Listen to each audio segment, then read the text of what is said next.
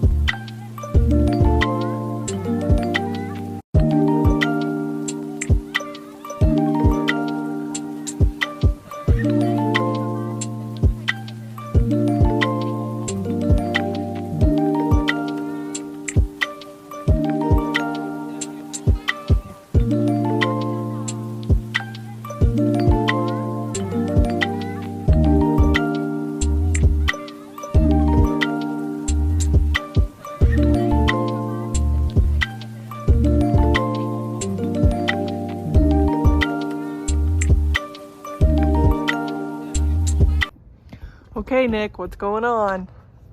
Well, I'm getting all the bolts out of the these little brackets to hold the awning, but we're gonna have to try and figure out how to get the little goop putty. Will you show the goop? Yeah. So I'll show you this where it's in the sun. So I just undid all the bolts here, and now I have to figure out how to get this little goop putty out because it's like super strong. So I'm just not sure how to get that out with the bracket. So that will be our next adventure, but I kind of want to get the bolts taken care of first. Look at this princess. Never has to do anything outside in the cold. All because of Nick. What a saint. I will do it, I guess.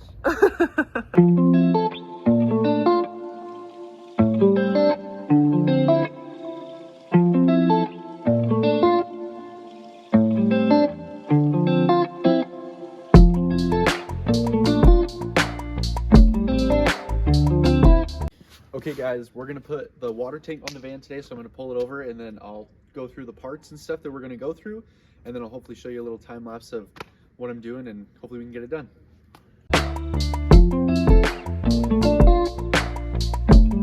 We're gonna put the gray water tank on the van so we can be a little bit more incognito. There's a couple things we have here. Some plumber's tape, which hopefully we'll just keep it on. I tried to look for brackets. I'm not really sure. I think the plumber's tape should be fine. We'll play it by ear. Got some self-tapping screws so we can get that in. We got this little nozzle we got from Home Depot. I think it was like 10, 11 bucks. And then the tank itself should fit and should be able to get it on there. So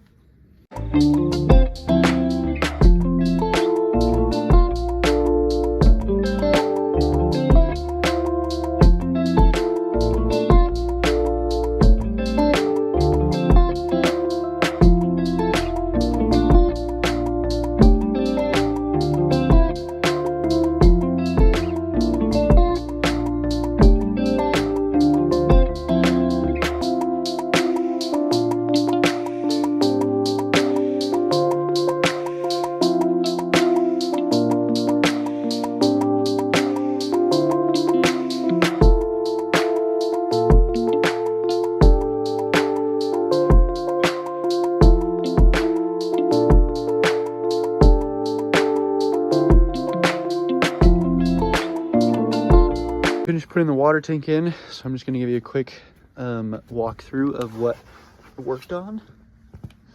So right underneath on these Sprinter vans, there's actually quite a bit of room for a gray water tank. Ours just didn't come with one when we bought it. So they had this little drain hose up here that they would just we turn on the sink and it would just drain on the ground like this. But we wanted a tank because if we're going to be cooking with it, we don't want to necessarily just be dumping food everywhere. So I slid this tank up, put this little nozzle on. You can get at Home Depot for $10, $11, I think. And then I just stuck that hose up in that top little rung. This little hole here is empty, so that's where the air can come in to drain your tank out.